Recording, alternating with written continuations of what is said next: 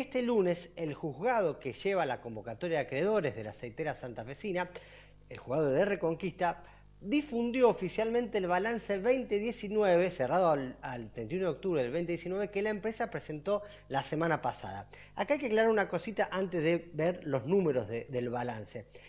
Cuando Vicentín se presentó en convocatoria de acreedores en febrero pasado, el juez le permitió que lo haga sin presentar sus estados contables, porque la empresa había argumentado que la situación era tan delicada que no lo había podido cerrar, y estábamos hablando que estaban en febrero, un balance que tenía que haber estado listo en octubre. El juez avaló ese argumento, pero cuando la situación se empezó a calentar, sobre todo con los acreedores, llegaron las intimaciones del juez a la empresa para que presente su balance, y apareció el famoso balance 2019 la semana pasada. Una novedad con respecto a este balance: no tiene la firma de la auditora KPMG, esta consultora global, que es la que firmó todos sus balances anteriores. En este caso no hubo acuerdo con KPMG y hubo que recurrir a otra empresa, a otro estudio jurídico, en este caso de Capitales Nacionales, que le hace de auditor al balance que presenta Vicentín. Este balance era muy buscado por los acreedores, por los agentes económicos que siguen de cerca este caso, porque podría servir para explicar cómo una empresa pasó del cielo al infierno entre el 2018 y el 2019. Vicentín venía a ser la empresa top del mercado a caer y provocar este gran colapso. Bien, el balance arroja números, pero despierta muchas polémicas. Los números que arroja son bastante contundentes. Es una empresa que pasó de tener un patrimonio neto positivo en el 2018 de 31.000 millones de pesos a tener uno negativo en 17.000 millones de pesos. Es una empresa que pasó de tener una ganancia en el 2018 de 2.000 millones de pesos a tener una pérdida de 52.000 millones de pesos, todo en un año. O sea, una muy fuerte caída. Sus activos líquidos, que son las cuentas en los bancos, digamos, el dinero que tiene en la caja y en los bancos, tuvieron una fuerte caída. Por el contrario, sus pasivos líquidos, que son todas las cuentas por pagar, tuvieron un fuerte aumento. O sea, el balance 2019 muestra una empresa en el infierno frente a la del 2018. ¿Cómo lo argumentan? Ellos hacen una serie de explicaciones en la memoria del balance, donde en todas las explicaciones cargan las responsabilidades a la situación macroeconómica de la Argentina, del mundo del negocio y a las medidas de Mauricio Macri.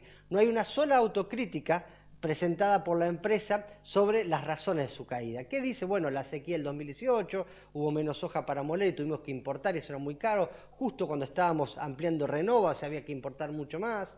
La devaluación del 2018, el aumento de las tasas de interés del 2018, el efecto en el mercado de harina y aceite de la guerra comercial entre Estados Unidos y China, la devaluación de 2019, el reperfilamiento de 2019, una medida del gobierno de Macri, que fue quitarle el diferencial arancelario que le daba un beneficio fiscal a la exportación de harina y aceite por sobre la exportación de grano. Dice que esa medida lo mató, y así lo dijo incluso en su momento el propio ex CEO de la empresa, el fallecido Sergio Nardelli. Bien, culpa también a los cambios en las condiciones crediticias de los bancos nacionales, como el Banco Nación, y los bancos internacionales, que se le endurecieron, que se le encarecieron, y ellos estaban muy endeudados en dólares porque, según sostiene, habían invertido mucho para crecer.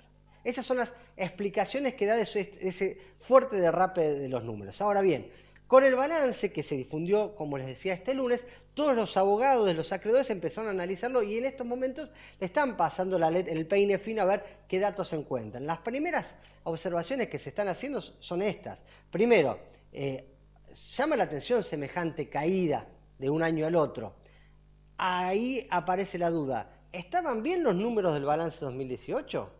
¿Estaban bien o están bien los números del balance 2019? ¿O alguno no tiene los números en orden? ¿Sí? Ahí hay una cuestión. ¿Alcanza para explicar semejante caída solamente las medidas, las razones enumeradas por el gobierno, como las que ellos proponen, por el gobierno, por la empresa, como las que conté recién? ¿O hay algo más? ¿Hay una cuestión de management? ¿El management que lo había hecho crecer la empresa estaba a la altura de los acontecimientos para mantenerla? ¿O además de problemas de management y problemas económicos que afrontaba la Argentina, también hay maniobras, digamos, de vaciamiento? Esa es otra de las preguntas que se hacen, porque hay todo un laberinto de empresas sobre las cuales se montó esta estructura de Vicentín, que hoy son investigadas como fuentes o herramientas para ocultar patrimonio, para vaciar la empresa. O sea, todas estas dudas siguen estando hoy por hoy. Si uno revisa los comunicados de las entidades que representan a las aceiteras, como pueden ser las bolsas o la propia Cámara de la Industria Aceitera, todas estas razones que argumenta Vicentín, ellos coincidían en advertir que estaba dañando al sector. Pero la pregunta que queda es, ¿por qué solamente Vicentín cae? No solo porque, o sea, no, dejemos de lado los traders extranjeros, sino veamos también otras empresas nacionales que afrontaron el mismo escenario que Vicentín, pero no cayeron de semejante manera, ¿sí? Así que el balance presentó algunos datos, pero revivió muchas polémicas sobre las causas de esta crisis. Si es solamente economía, si hay mal management o si también hay cuestiones delictivas detrás, temas que la justicia tendrá que ir dirimiendo. Para cerrar sobre este tema, vemos lo que viene en materia de Vicentín. Primero, este balance tiene que ser aprobado en una asamblea el 15 de octubre, una asamblea en la que además se va a aceptar la renuncia del directorio y se va a nombrar un nuevo directorio, 3 nuevos directores. Los acreedores están pidiendo, sobre todo los bancos internacionales que tienen casi el 40% de la deuda, están pidiendo que esos acreedores, esos nuevos directores, estén consensuados con los acreedores, ¿sí? Si lo que se busca es ganar confianza para reactivar gestiones, para arreglar la deuda, para conseguir nuevos inversores, para vender parte de la empresa y normalizarla, los directores tienen que ser nuevos y confiables. Ahí habrá que ver el tira y afloje de la empresa que nunca termina de querer desprenderse de nada, incluso algunos nombres que estuvieron surgiendo como posibles reemplazos no cayeron bien, por ejemplo el caso de Máximo Padoan, que es hoy por hoy, sí, es un director actual y estaba en la primera fila de la originación de granos, con lo cual no sería una gran renovación si él encabeza el directorio o es uno de los directores, al menos según los primeros nombres que ocurrieron. Mientras tanto, y con esto cierro, un juez de Rosario, un juez penal de Rosario, aceptó una medida cautelar para evitar que Vicentín siga vendiendo empresas, como hizo con Friar, para evitar posibles maniobras de vaciamiento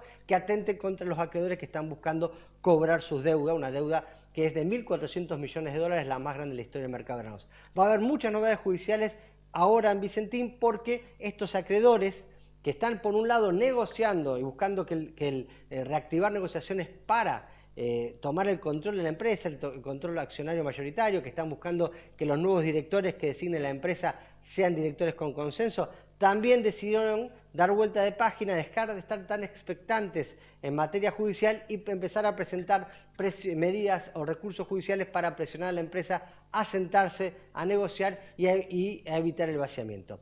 Seguimos después, muchas gracias.